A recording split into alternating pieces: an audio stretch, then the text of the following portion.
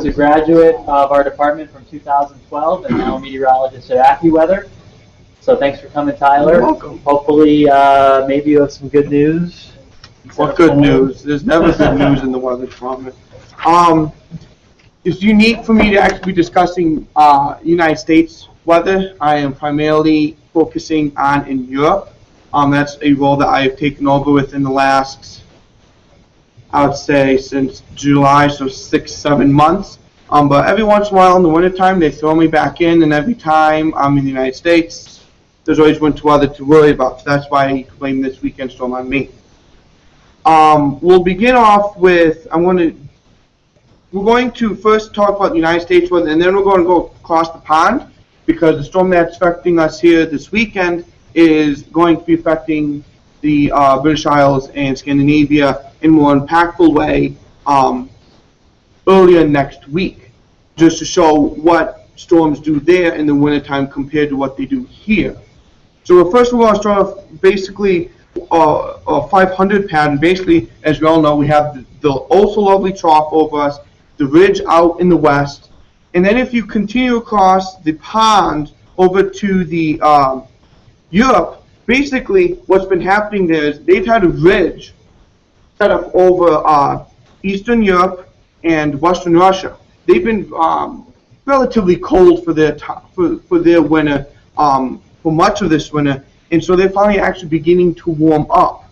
What we are seeing coming into the British Isles is a trough, the storm system, and what loves to happen in Europe is these storm systems dive in from the Iceland area, dive in the UK, and then continue to dive in the Mediterranean. And so, if you ever hear there's so many water spouts happening across the coast of Italy, northwest Italy, or off the coast of Greece, or somewhere within the Mediterranean, it's because most likely they have a cutoff low just spinning around, causing all those water spouts. And that's what happens is these storms just dive and they get cut off from the jet stream, and they just get stuck there until the next trough comes in and swings out. And so there could be several days that we see persistent rain, and it could actually be heavy rain at times that causes flooding in certain parts of Italy and the western slopes of the Dinaric Alps, which are in the Balkans. Try to point them out right over here where my cursor is. So there's a lot that goes on with cutoffs into Europe, but we'll first focus on in the United States. Basically, we have the trough swinging through. We have multiple vortexes trying to swing through, so it's causing lake effect off Lake Michigan, up into South Bend, up into Kalamazoo. We're going to see some lake effect develop later this afternoon off of Lake Ontario. And it looks like the band's going to kind of remain north of Syracuse, and I'll show you that later. But we have the vortexes kind of swinging through right now, and so we're caught in the also lovely cold. As we all know, the ridge in the west. So we quickly just go through what we'll see for the rest of today is we'll see the Clipper system, the remnants of whatever the Clipper was, swing on through Maine with the NOAA trough, and then some snow showers into New England. But basically we'll see lake effect banding start to occur. And then, as I said, we have the lake effect starting off the Ontario coast. We'll see some of it off of Lake Erie down by Akron. Then we'll see, it looks like the NAM's been trying to, and it's been trying to for at least the 0Z and now the 12Z, to have a band of lake effect essentially scoot out across from Lake Michigan down through Ohio, and at the 0Z it was bringing it into the mountains into West Virginia. It looks like the 12Z is trying to bring this streak of lake effect all the way to DC. I'm not sure how confident I am in that actually occurring. I'm probably more confident in that there's going to be more snow showers continuing from upslope across the Appalachian Mountains, and then any lake effect bands coming through continuing to go up into there rather than trying to squeak through Pittsburgh and along the PA Turnpike into Baltimore, DC area.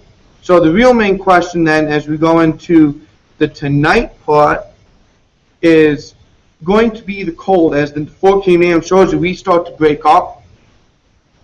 The lake effect starts to really die down off Lake Michigan. Lake effect kind of continues off Lake Ontario. So the real question then is, how cold are we going to get? And if vehicles will be able to begin once again in the morning hours. We'll just go. And it looks like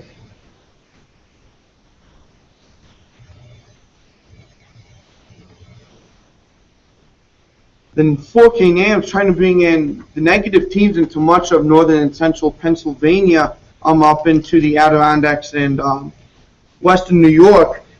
So is it possible? Yeah, if it's clearing and the winds can come down, because we all have the snowpack essentially. But we're going for single digits in New York City. New York City surprisingly has, when we had the first cold outbreak, Central Park remained steady at 4 throughout much of the night, while the JFK and LaGuardia were able to go down a little bit further. We were seeing negative teens up into the Berkshires and northern parts of Litchfield Hills, but basically we can probably expect somewhere between -0 and 10 below here. Pittsburgh, there will be same thing with Pittsburgh. Philadelphia will probably be hovering around that 0-degree mark. Though if you go up to Bradford, most likely they'll be in the negative teens and whatnot. So all the big cities look to stay, if you want to call it, a little bit milder than the negative 10 below and lower numbers. It's going to be a very cold morning, but if there's lack of wind, it won't feel that bad as it is right now. I prefer that over having northwest winds out of 20 miles per hour and gusting to 25, 30, and with the blowing snow. So we'll just quickly take a look at, see what the HERS also just showing us. I will comment that the HER earlier this morning was not doing so well with the snow swinging through Albany, Binghamton, in western, eastern New York, compared to what was going on. But it does show lake effect starting to fire up off of Lake Michigan. It's bringing it's once again showing that streak through Ohio and getting into the West Virginia mountains. I think it's probably better than trying to get into Washington, D.C. and Baltimore. But everything quiets down and we break out from the clouds, and then we'll just see the lapse, what it's showing for temperatures, and it's even showing -20s just north of Bradford. But the real question is going into oh, that's not helping. Well, it's wrong, loaded in the wrong euro. Is the system for this weekend. As we all know, it's a very complex system that has been waffling between a warmer solution, a colder solution, warmer solution, colder solution for the last several days. And it looks like, based off the 12Z GFS and even the 12Z RGEM models, they have gone towards a colder solution in that regards. But basically, what we have, I'll actually switch over to this one.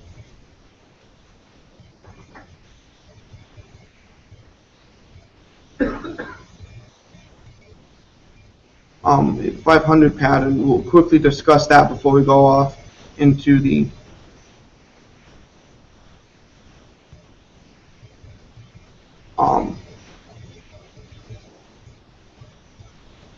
so basically we'll have the trough swinging through our neck of the woods today. Going into the night, it finally exits. We have I'll just explain. We have the NAM on the top left, GFS on the top right, and then the Euro on the bottom right.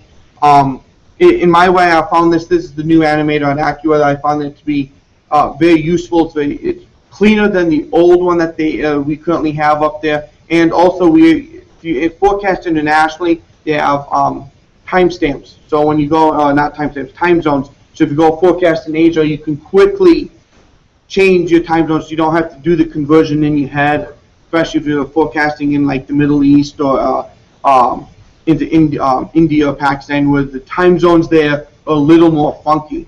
But at 1 p.m. Friday, basically the DFS also got it correctly.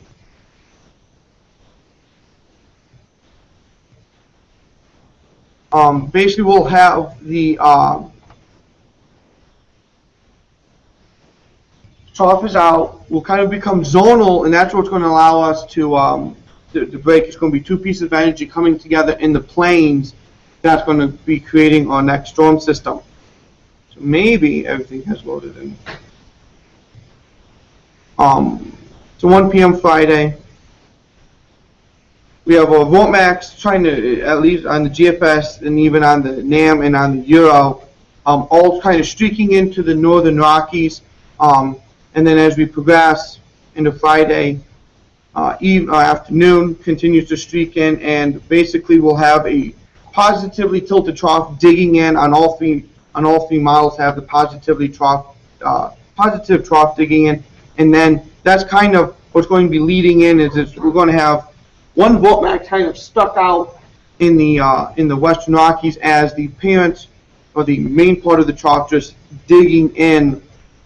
So we're going to have all this Vort energy just kind of been swinging through from basically Friday running through Sunday, and as you know, Vort energy kind of just swinging through, and it's this piece of energy here on the GFS. The NAM's not so much into it, and the Euro's kind of ahead on it. That's what's going to be swinging through, and then now the trough digging in, and it looks like right behind that, that's what we're going to see more cold with. So we'll go off and we'll take a look at what are the models actually predicting. So we have the high pressure going to be moving into the into Ohio Valley, and that's what's going to be moving through for the next couple of days. So it'll give us the dry weather. If we were to go, and that's going to be sliding off Saturday, off the Atlantic coast, and then right after that, so that means we're going to be in the southwest flow actually for a change, which is going to allow temperatures to actually climb into the 20s for much of the region. Some places, much of the temperature rise won't be occurring until the afternoon or into the evening out ahead of the storm, but basically we'll have, here's our first piece of, here's our first clip, at least on the NAM, or the first piece of the storm coming together early Thursday, late Thursday night into Friday morning. But as we progress, we kind of have, as I said, the Vortmax streaking in northern Rockies is going to start to develop a storm system with the flow coming out of the Gulf as the rules that we've heard from Paul and from Fred and from Bill, from Dr. Neese, isobars coming out, just showing us how much moisture is going to be coming in and filling in, and that's what's going to be leading to Denver's first significant snowfall in a very long time. The foothills could be seeing 2 to 4 feet of snow across there from everything going on with this storm system. But basically, the storm system gathers itself over the eastern part of the Four Corners, Texas, Oklahoma, then starts to break out 7 a.m. Saturday. We're all looking at heavy precip, basically Tennessee Valley, all the way back into Arkansas. And as we progress, there's going to be a whole lot of precip with that. It's all going to be running along. It's all going to be overriding along the warm front. And as we go into 7 p.m. on Saturday, a lot of it, it's already, a lot of the heavier stuff on the NAM is, 12Z NAM is in Virginia back through Tennessee Valley. Same thing with GFS. The Euro, 0Z Euro, kind of is oriented just a little bit differently. Something compared differently than the 0Z GFS when I was looking at earlier was the fact that it was on a I don't say a true warmer solution, but it was showing it's been backing off on that. The euro kind of remained its warmer solution. I believe it's trying to get us up into the lower 40s going into Sunday, out ahead of the cold front. But basically, the storm system is going to be riding up along into the Ohio River Valley. And then as we progress into Sunday night, so we'll first start, snow will start to break out here though. Looks like sometime late Saturday morning into early Saturday afternoon. And then as we progress, it's just going to continue to become snowy and snowy as it remains colder. But as we go into Saturday night, that's when we start to get into the trickiness. The low track is kind of out of the Ohio Valley, and it looks like it wants to try to go through the eastern Great Lakes Saturday night, and then quickly moving through.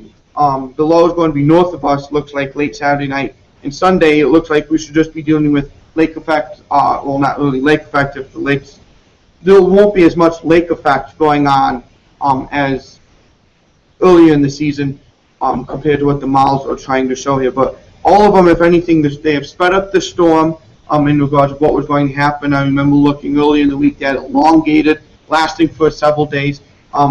They've sped it up, and it looks like much of the precipitation we'll take a look at will be in the form of a wintry type.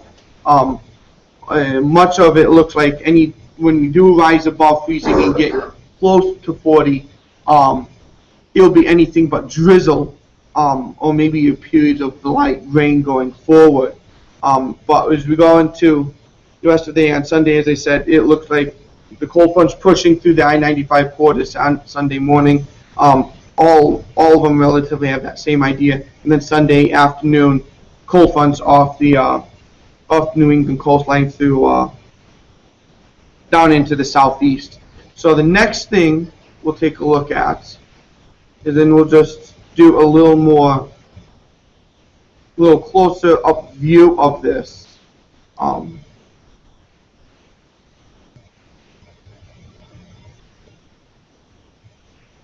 And then I'll show a couple of the tricks I have learned at AccuWeather when looking at, besides looking at SKU-Ts, when you don't have the time to be looking at individual cities and whatnot, ways to quickly see what's going on.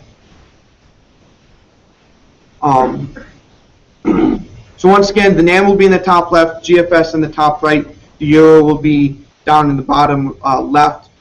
Top ones are all 12Z, Euro is 0Z. So we'll start off quickly at Saturday, late Friday evening going into midnight Saturday. The precip starts to break out, and I thought I updated the GFS. The wrong one.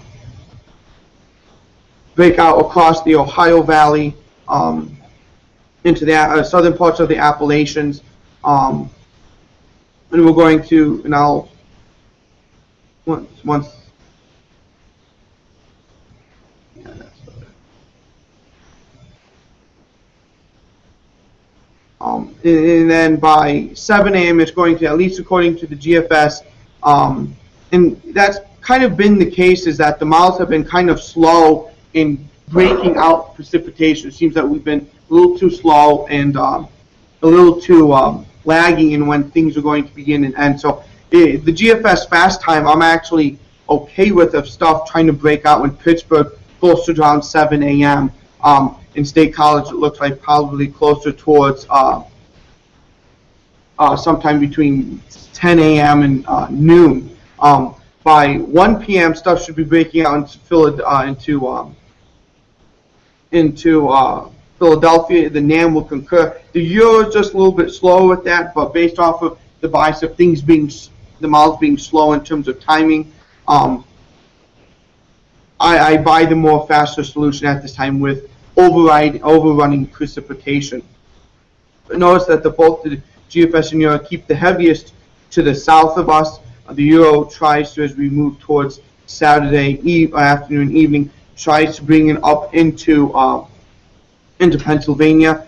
So we're basically going to be seeing light periods of snow becoming steady throughout the day on Saturday across much of Pennsylvania. You see the different models trying to show what the QPF's doing, but with overrunning, periods starts off periods of light snow, then becomes a little more steadier, more organized as we go throughout the day. Then it gets a little more interesting, and we'll start to now. I'll show you 925, 850 temperatures when we can start to see the wintry precipitation start to move through. But it looks like bulk of the precipitation of anything mixing should start sometime Saturday evening. All three show that with the low tracking just to the north of us as we go towards Sunday, 7 a.m. Basically, stuff should be ending between midnight and 7 a.m. across much of Pennsylvania with the cold front already moving through. So this is probably when we're going to see another early morning low across much of Pennsylvania out ahead of this storm system. And there's really going to be not much of wraparound precipitation per much, just a lot of what the models are trying to put out as lake effect going through. So we'll quickly take a look at what we have for 925. So once again, NAM's up in the upper left, GFS in the upper right, and Euro in the bottom right. And as we just progress through, you'll notice the purple line is the 0 to green line. I still have to once again fix these.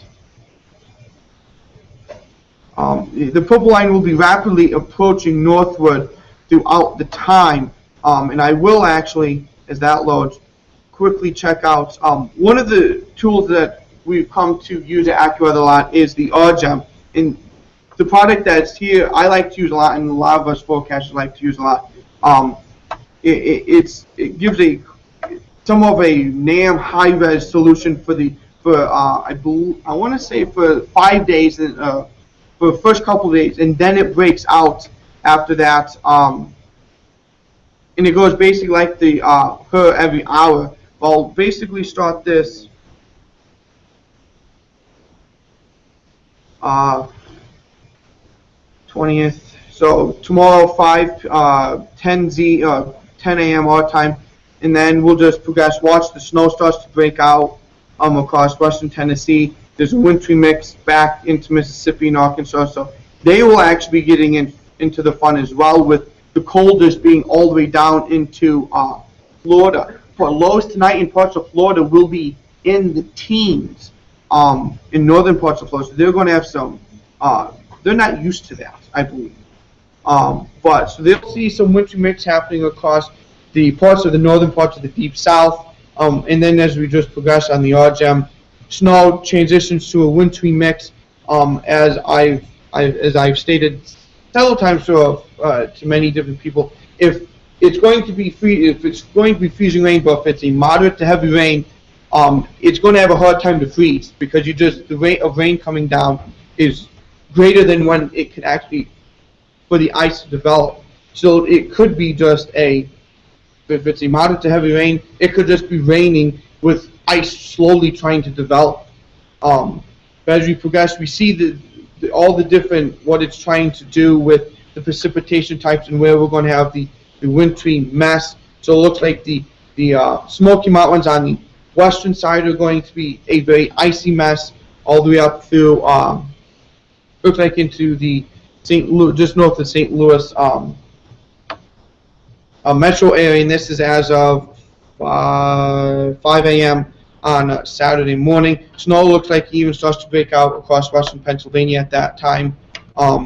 This gets snow, it tries to break out snow around 7 a.m. here, 8 a.m. here, and as we just progress through, you notice there's going to snow in eastern western North Carolina. Basically, we'll continue that light snow before the overrunning precipitation, truly the heavier stuff, moves through. And notice, I looked at this before, it basically is cold air damming that's going to be occurring for much of the East Coast. And when I looked at this, at the 0Z run, you'll notice here, they had the rain snow line all the way up to Montreal. So it's a big shift in terms of a colder solution. But notice that for us here, much of us, we're going to stay in a snow or wintry precipitation. And when we do go over, it looks like to some warm enough, it's going to be somewhat of a drizzly mess after much of the precipitation moves through. Then we see the cold front comes through. And what the RGM tries to do is tries to redevelop the low off the coast of Maine before it heads off into Nova Scotia and Newfoundland, Labrador. So that's what the RGM is showing for us. And now, what we're showing for 925 temperatures, basically that 0 degree line is going to be rapidly racing northward throughout Friday night into Saturday morning. By Saturday afternoon, it's already, it's all showing the same, is that the I-81 corridor in the Shenandoah Valley will be dealing with probably the snow. It's going to change over quickly across the I-95 corridor up to DC on all three frogs that show that. The Euro is a little slower with that 925 temperature change, but notice we have the warm air surging into Pittsburgh and then getting locked and blocked by the Allegheny ridges, and then notice the 925 lines going northward for both on the NAME and the GFS northward by Sunday morning or late Saturday evening for the Boston area, southern New England. And as we continue to watch that, they're showing a warming trend there. And so now we introduce the threat for rain getting into the snow. So we're going to throw rain into the snow. If it's heavy, that means you're going to have wet, heavy snow now on the ground. And if they haven't cleaned off any roofs, now you're throwing in the threat for roof collapses, which have already kind of been happening within the last couple of weeks with how much snow has already been there during that record stretch. So we're looking at possibly of significant issues more for the Boston area, for Worcester, for Hartford, for Providence, where if they're able to actually get into the rain and not have a freezing mess, there are going to be significant issues, not just icing-wise, but flooding-wise, rain getting into roofs, into homes. I have a friend who's already having that issue already in Connecticut. So there's going to be major implications that they don't need right now with this snow. And so basically what can we expect in terms of snowfall here? We can expect probably like 1 to 3 inches before we go over to some sleet.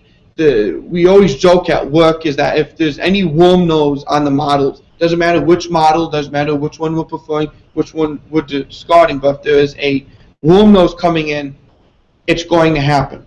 That kind of is, we joke with that, but it's always the case. So I expect us to go over the sleet at some point. And then finally, we'll probably end as some drizzle or some light rain as the front moves through. And then we clear out. Temperatures will plummet once again. I think I was seeing lows already that Sunday night going back down into the teens for much of the Northeast, which means if any surfaces that are not treated after that, they will rapidly freeze in the late afternoon and evening hours, and we potentially have what we saw from Baltimore to Hartford about a month ago on all the interstates having to shut down because of all the accidents that occurred. So that's what I have for the United States parts. What do we have? We have a couple, how many more minutes? About 1 o'clock, so I know some people have to go. I just Yeah. want to make sure. Yeah. So, maybe a okay, couple questions? minutes. Yeah. Or you want to Any take questions What on- would you prefer? I'll take quick questions, then I'll quickly show what's going to happen in Europe. Anybody have any questions for Tyler?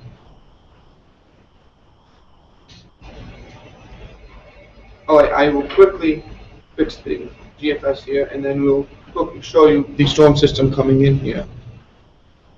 And what it does. So everyone in here, we all go crazy for bombing storms of 980 millibars all the time, and we all go crazy for it when it happens in the Northeast. I will quickly show that that's common across Europe a lot, in that we go crazy for storms when they get below 960, and especially when they get close to 950 and whatnot. So quickly, I'll end with basically what's going on in Europe right now is we'll have that storm. We saw that trough digging into the British Isles. Top is the GFS, bottom is the Euro. That's the first system that develops a cutoff, and it's going to cause in the Mediterranean, so it'll cause heavy rain in the Denmark Alps, which basically right here. It'll cause heavy rain to be across Western Italy, which is common with these systems. But notice here on the top right side of the top left GFS, that's 952 millibars right there. So this storm, even though once it gets out past the United States into Nova Scotia, into Atlantic, it's going to continue to deepen. Though the Euro likes to be the subtle one and only has 968 millibars, this system will be swinging towards the British Isles. It brings it at least on the GFS. It maintains its sub 956 millibar type storm. The Euro takes a little while. I would trust the GFS's strength of the storm, while I would trust the Euro's track of the storm. And so what the big thing is when these storms come into the Europe, it's not snow. You look and you see, oh, the blue, the 540 line is through Paris, through Berlin, through Warsaw, that much of this is going to be snow. That's not the case. With the marine influence, you're going to be actually getting rain. For it to all be snow, you got to flip the pattern around, and you got to have a northeasterly wind coming in, drilling in the cold air, or a direct northerly wind that's bringing the Arctic air from Greenland directly down into the British Isles, which they had over, I want to say, a couple of weeks ago. So while it's been active in the United States, it's been quite active in England with, not England, just overall in Europe, with their dealing with their cold spell. Just to give you an idea, Athens, Greece, how many do you think would actually see snow in Athens, Greece, since they're in the Mediterranean? They've seen 2 days of trace of snow already. Madrid typically averages 3 days. They've already seen 3 days of trace of snow. Istanbul, which is between where my cursor is, they've just been getting slammed with snow because they've had their third major winter storm. They've already up to 22 inches of snow, with much of it falling yesterday. So these places, and just to give you an idea of latitude and what Istanbul relatives to the United States, that's Omaha, Nebraska. Madrid is Reading, Pennsylvania. Athens would be Lexington, Kentucky, Evansville, Indiana. So these typically warmer places that we see in Europe can see snow, and we have seen snow, but it comes with a northeasterly wind. So what this storm is going to bring you, take a look and see all the isobars jammed together, is gusty winds. So you always see it. Last year, the British Isles are just battered over a 3-month period, just like the United States has been within the last month or so with winter storms. They were battered last year with, I think, 12 storms that produced gusty, damaging winds. And that's the main threat with these systems. It's not snow, it's not rain, it's the wind. You have winds howling over 100 miles per hour along the northwestern coast of Scotland and into the Scotland Highlands. You're going to see gusts, the winds roaring into parts of Scandinavia, Denmark, northern coasts of France, Belgium, Netherlands, and Germany. That's what these storms bring. And so that with that, you bring what we call the for products phenomenal waves. So that's what the biggest threat with these storms coming in. It's not necessarily winter, snow, or the rain. It's the wind that is most dangerous with these storms. So any questions? Any other questions for Tyler? Great. Thanks so much, Tyler. Great. Stay warm, everybody. Have a good rest of the week and a good weekend. Thanks. Snow over winds. I think it was from off table. That's a little much. Okay. Yeah. Definitely a little much. Thanks, Tyler. You're welcome. Sorry for going on. No problem. I just didn't want people to feel uncomfortable. No, They had no, really yeah. certain people that are committed. Yeah. Hey, Marissa, did I send you a response to asking about the mentoring program?